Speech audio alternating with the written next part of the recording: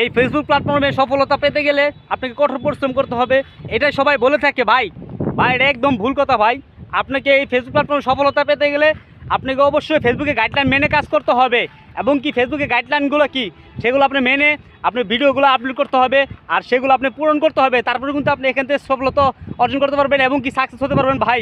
এখন দেখেন আপনি প্রতিনিয়ত প্রতিক্ষণে আপনি লিখে থাকেন ভিডিওর মধ্যে এবং কি লেখার মধ্যে আপনি পুশ করে থাকেন শুভ সন্ধ্যা, শুভ বিকেল, শুভ সকাল।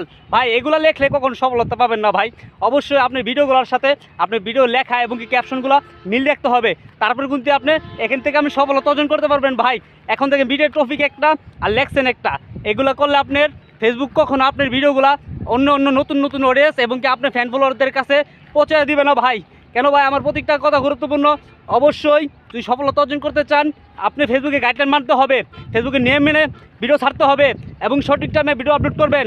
আর যারা কমেন্ট করেছে সেই কমেন্টগুলো দ্রুত রিপ্লাই দিবেন ভাই। রিপ্লাই দিলে কি ভাই তাদের সাথে এঙ্গেজ হবে। আর নতুন আপডেট আপনি ভিডিও ছাড়ার পরে এবং কি ছাড়ার আগে এবং কি ছাড়ার পরে আপনি অবশ্যই সবাইকে লাইক কমেন্ট করতে হবে। তারপরে কিন্তু ফেসবুক আপনার ভিডিওগুলো অবশ্যই তাদের কাছে পৌঁছে দিবে। তাদেরকে লাইক করবেন এবং কি কমেন্ট করবেন, তাদের সামনে আপনি ভিডিওটা দ্রুত পৌঁছে দিবে ভাই। সফলতা এমনি এমনি আসে না ভাই, সফলতাটা প্রচুর কঠিন ভাই। সফলতা একটা এরকম জিনিস, যখন সফল হবেন তখন কিন্তু আপনি নিজেকে অনেক ধন্য মনে করবেন ভাই।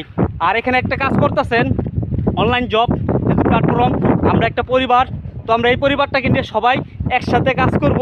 আর ফেসবুকে গাইডলাইন মেনে অবশ্যই কাজ করব। ফেসবুকে গাইডলাইন যদি মানতে পারেন এবং কি আপনার ভিডিওর সাথে যদি আপনি লেখা এবং কি টপিক এবং ক্যাপশন যদি মিল থাকে অবশ্যই এখান থেকে আপনি সাকসেস হবেন ভাই।